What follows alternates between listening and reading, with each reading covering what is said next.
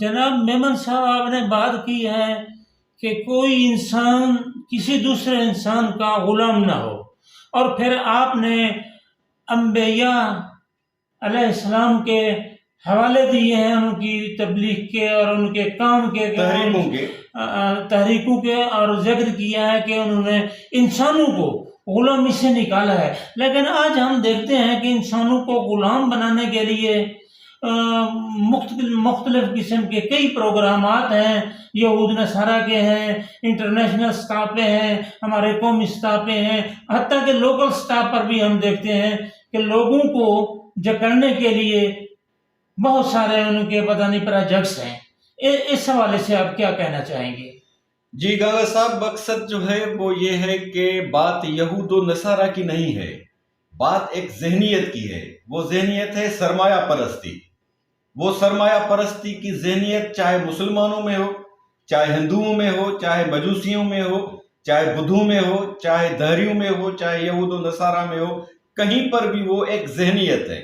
اس ذہنیت کو قرآن پاک نے واضح الفاظ میں فرمایا ہے کہ والذین یکنزون الذھب والفضہ، کہ کرنسی کی جو بنیاد ہے، ہمارے زمانے میں کرنسی کی بنیاد جو ہے وہ سونا ہے۔ ایک زمانے میں سونا اور چاندی ہوا کرتے تھے، چاندی کی بھی اس زمانے میں ویلیو تھی۔ جو ان چیزوں کو اپنی طرف سمیٹتے ہیں اور کرنسی کو ویلیو ڈی ویلیو کرنے کے گرچ جانتے ہیں اور ان کو استعمال کرتے ہیں، پھر کم من فئۃ بطرت معیشتہا، یعنی سماج میں ایسے لوگ ہوتے ہیں جو معیشت کو ڈاواڈول کرتے ہیں، یعنی معیشت کو اپنے کنٹرول میں رکھتے ہیں۔ معیشت ایک ایسی بنیاد ہے سماج کی جس کو ہم ریڑھ کی ہڈی کہہ سکتے ہیں۔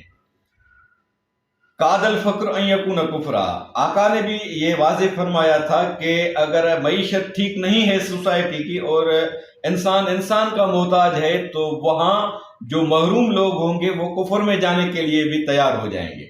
یعنی محتاج بندہ جو ہے آپ اس سے جو زبان بولوانا چاہیں گے وہی بولیں گے، آپ جو اس سے کام لینا چاہیں گے وہ مجبور ہوگا کہ وہ کام کرے۔ مثال کے طور پر ہمارا سماج ہے، ہم تاریخ کو سمیٹتے ہیں، قیصریت اور کسرویت کو آن حضرت نے شکست دی، پھر خلافت کو بہت سارے چیلنجز کے باوجود برقرار رہنے میں بہت سارے مسائل حائل ہو گئے، ملوکیت آ گئی، پھر وہ جو ہے کیسریت اور کسرویت نے مسلمانوں کے روپ میں اپنا چہرہ دکھایا۔ اس کے بعد کسر و قصور اور پرتعیش زندگی، کمفرٹ زون کے جو جتنے بھی لوازمات تھے وہ میسر ہوتے گئے، لیکن جذبہ جہاد رخصت ہوتا گیا اور سرمایہ پرستی نے پھر اپنے پنجے ایسے گاڑے جس طرح کینسر پنجے گاڑتی ہے۔ نتیجہ کیا ہوا؟ نتیجہ یہ ہوا کہ مختلف ممالک کے مختلف شاطر لوگوں نے ایسی سیاسی پارٹیوں کی بنیاد رکھی، ہمارے سماج کی میں بات کر رہا ہوں، کہ ان پارٹیوں کا منشور بڑا لبھانے والا، دلکش، لیکن عملی طور پر ان کا جو کردار رہا ہے وہ استحصالی نظام کا سہولت کار اور سامراجیت کو فروغ دینے والا۔ تو ان چیزوں کا بھیانک نتیجہ جو نکلا ہے وہ یہ ہے کہ جو حامانیت ہے اور قارونیت ہے، جو الملأ ہے اور جو الجنود ہے، یہ قرآن کی اصطلاحیں ہیں۔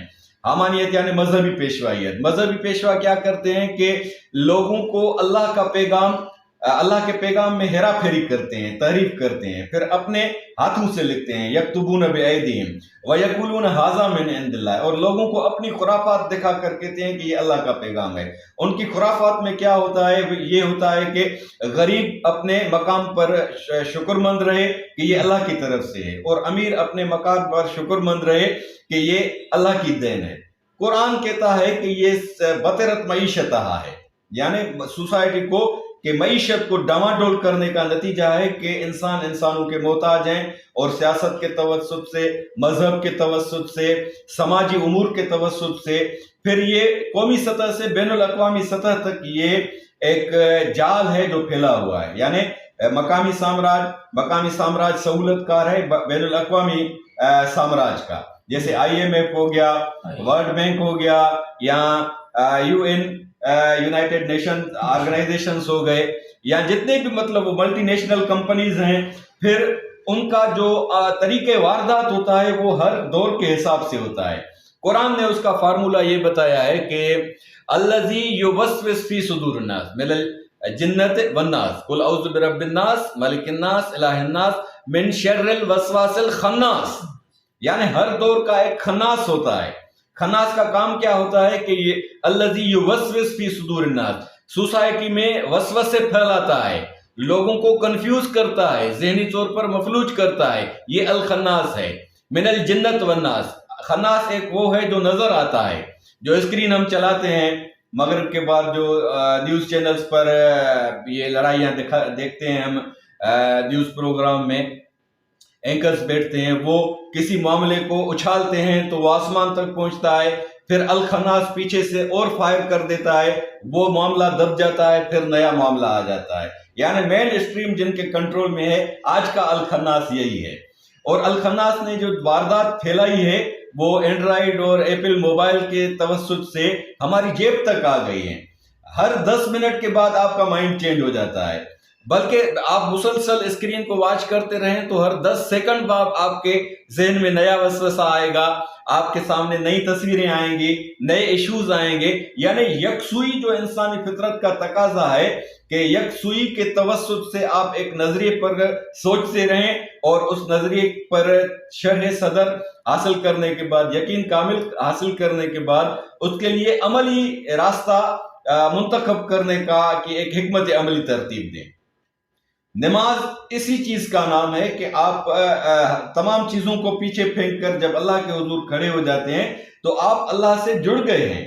دنیاوی چیزیں، مثال کے طور پر پانی پینا حلال ہے، دوران نماز پانی پینا حرام ہے، بولنا حلال ہے لیکن دوران نماز بولنا حرام ہے، کیونکہ آپ یکسو ہو چکے ہیں۔ اور سجدے میں جب جاتے ہیں آپ تو اس کا مطلب یہ ہے کہ جو خالق مطلق قادر مطلق ذات ہے اس کے حضور میں نے سرنڈر کر دیا، اب جو ان کے احکامات ہیں جو فطرت سے ہم آہنگ ہیں اس پر میں سوچوں گا۔ دوسرا ہے کمیونیکیشن، لوگوں سے ملنا جلنا۔ باجماعت نماز کا مطلب یہی ہے کہ ہم ایک دوسرے کے حالات سے آشنا ہوں اور اس حالات کا جائزہ لیں اور کوئی جو مسائل ہیں ان کا حل نکالیں۔ اب ان چیزوں کو مطلب سامراج کا یہ تھا کہ نماز کو ثواب اور عذاب تک محدود کر دیا گیا، بھائی پڑھو گے تو ثواب ملے گا، نہیں پڑھو گے تو عذاب ملے گا، یہ حقیقت ہے۔ لیکن مسئلہ یہ ہے کہ نماز کا اسی زندگی میں ہمیں کیا حاصل ہوگا۔ تنہا عن الفحشاء والمنکر، فحشاء والمنکر جو ہے وہ عذاب و ثواب کے کام نہیں ہے۔ فحشاء والمنکر، بے حیائی یہ نہیں ہے کہ سرمایہ دار لوگ محنت کشوں کا استحصال کرتا ہے، زمیندار کسان کا استحصال کرتا ہے، یہ بے حیائی نہیں ہے۔ اس بے حیائی سے نماز کو روکنے کا ایک مؤثر اللہ کا ایک عبادت کا رکن ہے، اس پر بات کیوں نہیں کی جاتی؟ یہ بھی سامراج کا ہی عنصر ہے کہ وہ نماز کو آخرت تک محدود کر دیتے ہیں اور اس زندگی میں جو وہ ثمر باور ہونی چاہیے اس سے انہوں نے محروم کر دیا ہے۔